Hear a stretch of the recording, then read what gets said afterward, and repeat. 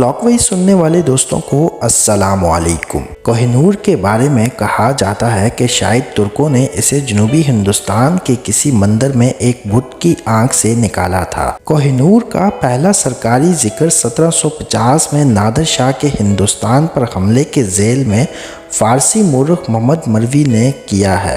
مروی لکھتے ہیں کہ انہوں نے کوہ نور کو اپنی آنکھوں سے دیکھا تھا۔ وہ اس وقت تخت طاؤس کے بالائی حصے میں جڑا تھا، جسے نادر شاہ دلی سے لوٹ کر ایران لے گیا تھا۔ کوہ نور مرغی کے انڈے کے برابر تھا اور کہا جاتا تھا کہ اسے فروخت کر کے ساری دنیا کے لوگوں کو 2.5 دن تک کھانا کھلایا جا سکتا ہے۔ تخت طاؤس کو بنانے میں تاج محل کے مقابلے میں دگنا رقم لگی تھی۔ بعد میں کوہ نور کو تخت سے نکال لیا گیا تاکہ نادر شاہ اسے اپنے بازو پر باندھ سکیں۔ کوہ نور نادر شاہ کے پاس بھی زیادہ دنوں تک نہ رہ سکا۔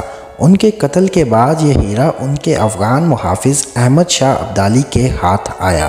1813 میں کئی ہاتھوں سے ہوتا ہوا یہ مہاراجہ رنجیت سنگھ کے پاس پہنچا۔ ہندوستان کے نیشنل آرکیوز میں موجود دستاویزات میں اس کا ذکر ہے۔ مہاراجہ رنجیت سنگھ اسے دسہرہ، دیوالی اور بڑے تہواروں کے موقع پر اپنے بازو پر باندھتے تھے۔ جب کوئی انگریز افسر ان کے دربار میں آتا تھا تو اسے یہ ہیرا خاص طور پر دکھایا جاتا تھا۔ جب بھی وہ ملتان، پشاور یا دوسرے شہروں کے دورے پر جاتے تو کوہ نور اپنے ساتھ لے کر جاتے تھے۔ رنجیت سنگھ کا 1839 میں انتقال ہو گیا۔ 1843 میں اقتدار کی سخت جدوجہد کے بعد 5 سالہ دلیپ سنگھ کو پنجاب کا بادشاہ بنایا گیا، لیکن دوسری اینگلو سکھ جنگ میں انگریزوں کی فتح کے بعد ان کی سلطنت اور کوہ نور دونوں پر انگریز نے قبضہ کر لیا۔ دلیپ سنگھ کو اپنی والدہ سے علیحدہ کر دیا گیا، انہیں ایک انگریز جوڑے کے ساتھ رہنے کے لیے فتح گڑھ قلعہ بھیج دیا گیا۔ لارڈز کوہ نور لینے بذات خود لاہور آئے۔ ہیرے کو وہاں کے توشہ خانہ سے نکالا گیا۔ اس وقت اس کا وزن 190 کیرٹ تھا۔ لارڈز نے کوہ نور کو جہاز میڈیا کے ذریعے ملکہ وکٹوریہ کو بھیجنے کا فیصلہ کیا۔ جہاز کو رستے میں بہت سی پریشانیوں کا سامنا کرنا پڑا۔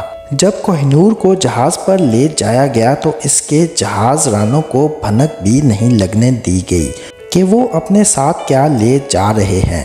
میڈیا نامی جہاز کے انگلینڈ روانہ ہونے کے 1 یا 2 ہفتوں تک کوئی مسئلہ پیدا نہیں ہوا، لیکن پھر کچھ لوگ بیمار ہو گئے اور ہیضہ جہاز پر پھیل گیا۔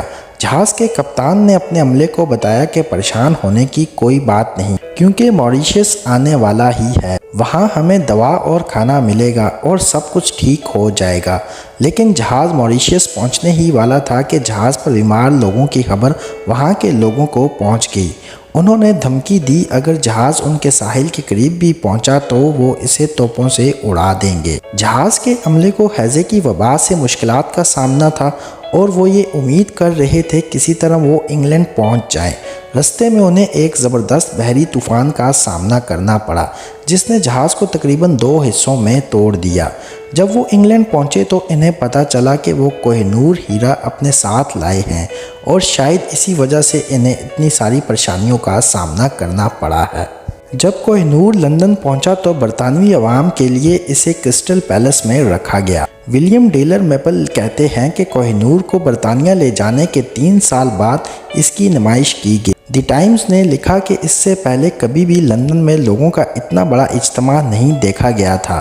جب نمائش شروع ہوئی تو اس وقت بارش ہو رہی تھی۔ جب لوگ نمائش کے داخلی دروازے پر پہنچے تو لوگوں کو داخل ہونے کے لیے گھنٹوں قطار میں لگنا پڑا۔ یہ ہیرا مشرق میں برطانیہ کی طاقت کی علامت بن گیا اور یہ برطانوی فوجی طاقت کے بڑھتے ہوئے اثرات کو بھی ظاہر کرتا تھا۔ ملکہ وکٹوریہ کے بعد ان کے بیٹے نے کوہ نور کو اپنے تاج میں نہیں لگایا، لیکن ان کی اہلیہ ملکہ الیگزینڈرا نے اپنے تاج میں اسے جگہ دی۔